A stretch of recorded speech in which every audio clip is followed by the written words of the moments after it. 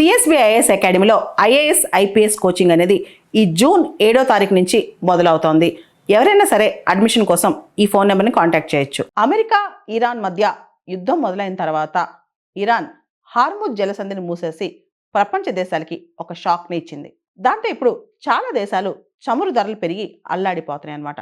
ఆ తర్వాత ఇంకొక షాక్ ఇవ్వాలని ఇరాన్ ఆలోచిస్తుందంట. ఏవైతే అండర్ సీ కేబుల్స్ ఉన్నాయో, మనకి చాలా వరకు ఇంటర్నెట్ నిరంతరాయంగా వస్తుందో ఆ కేబుల్స్ కి ఫీజు వసూలు చేయాలని చెప్పి ఇరాన్ ఆలోచిస్తున్నట్లు కథనాలు వస్తున్నాయి. లేకపోతే కట్ చేసేస్తాను ఆ కేబుల్స్ అని ఇరాన్ బెదిరించే ప్రమాదం కూడా ఉందని చెప్తున్నాయి అనమాట.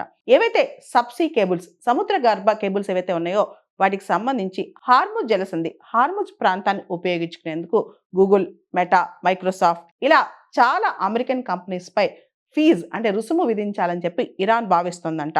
ఈ సంస్థలన్నీ ఇరాన్ చట్టాలకు అనుగుణంగా నడుచుకునేలా సబ్మెరైన్ కేబుల్స్ ఆపరేటర్స్ లైసెన్స్ ఫీజులు చెల్లించేలా కొత్త ప్రణాళిక వేస్తుందంట ఇరాన్. ఈ కొత్త విధానాలు అమల్లోకి వస్తే టెక్ కంపెనీస్ ఏవైతే ఉన్నాయో అవి సముద్ర గర్భ కేబుల్ నిర్వహణ, మరమ్మతు హక్కులకు కూడా ప్రత్యేకంగా ఇరాన్ కంపెనీలకే ఆ ప్రాజెక్ట్స్ అన్ని కూడా అప్పగించాలంట. అసలు సబ్సీ కేబుల్స్ ఎందుకున్నాయో ఒకసారి చూద్దాం. మనిషి జీవితం కంప్లీట్గా ఇంటర్నెట్తో అనుసంధానం అయిపోయింది.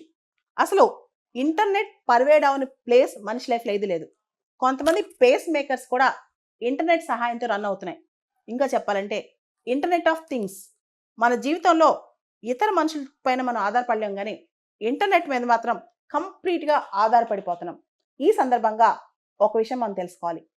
95% ఇంటర్నెట్ ట్రాఫిక్ ఏదైతే ఉందో, డేటా ట్రాఫిక్, ఇదంతా కూడా అండర్ సీ కేబుల్స్ లేదా సబ్సీ కేబుల్స్లోనే వస్తుంది.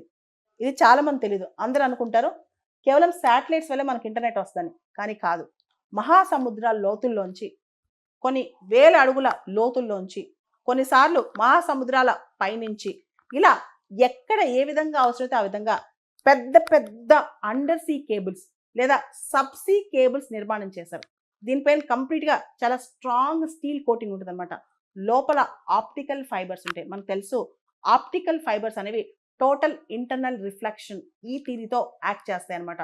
సో ఈ కేబుల్సే 1980s 1990s ఎప్పుడైతే ప్రపంచవ్యాప్తంగా చాలా దేశాలకి ఇంటర్నెట్ విప్లవం వచ్చిందో ఈ కేబుల్స్ ద్వారానే ప్రపంచం మొత్తం ఇంటర్నెట్తో అనుసంధానం అయింది. ఈ కేబుల్స్ మహాసముద్రాల్లో ఉంటాయన్నమాట. రష్యా లాంటి తుంటరి దేశాలు ఒక్కోసారి బాల్టిక్ సీ దగ్గరికి వెళ్ళి ఈ కేబుల్స్ని కట్ చేయడానికి కూడా ట్రై చేసి కొన్నిసార్లు సక్సెస్ కూడా అయ్యాయన్నమాట. ఇంకా భారతదేశం విషయానికి వస్తే భారతదేశానికి మొత్తం 17 కేబుల్స్ వస్తున్నాయి ఇండియన్ ఓషన్ ద్వారా.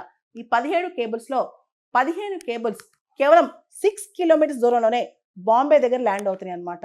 సో ఇప్పుడు అందరి డౌట్ ఏంటంటే, చాలామంది ఆలోచించిన విషయం ఏంటంటే, యుద్ధాలు అనేవి కన్వెన్షన్లు జరుగుతాయి, న్యూక్లియర్ వార్ జరుగుతాయి, కానీ ఒక దేశాన్ని ఆర్థికంగా, నైతికంగా, ఇంకా ఆ దేశాన్ని కంప్లీట్గా ప్రపంచంతో కనెక్షన్ కట్ చేయాలంటే ఆ దేశంలో ఇంటర్నెట్ కట్ చేస్తే చాలు. అటువంటి కేబుల్స్ మనకి దాదాపు 11,000 స్క్వేర్ కిలోమీటర్స్ కోస్ట్ లైన్ ఉంటే అటువంటి కేబుల్స్ కేవలం 6 కిలోమీటర్లనే 15 కేబుల్స్ ల్యాండ్ అవుతున్నాయి.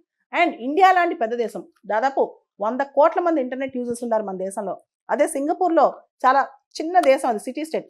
సింగపూర్కి 26 కేబుల్స్ వెళ్తుంటే ఇండియాకి కేవలం 17 కేబుల్స్, దానిలో 15 ముంబై, బాంబే దగ్గరే ల్యాండ్ అవుతున్నాయి అనమాట. సిఎస్బిఐఎస్ అకాడమీలో ఐఏఎస్ ఐపీఎస్ కోచింగ్ అనేది ఈ జూన్ 7వ తారీఖు నుంచి మొదలవుతోంది. ఎవరైనా సరే అడ్మిషన్ కోసం ఈ ఫోన్ నెంబర్ని కాంటాక్ట్ చేయొచ్చు.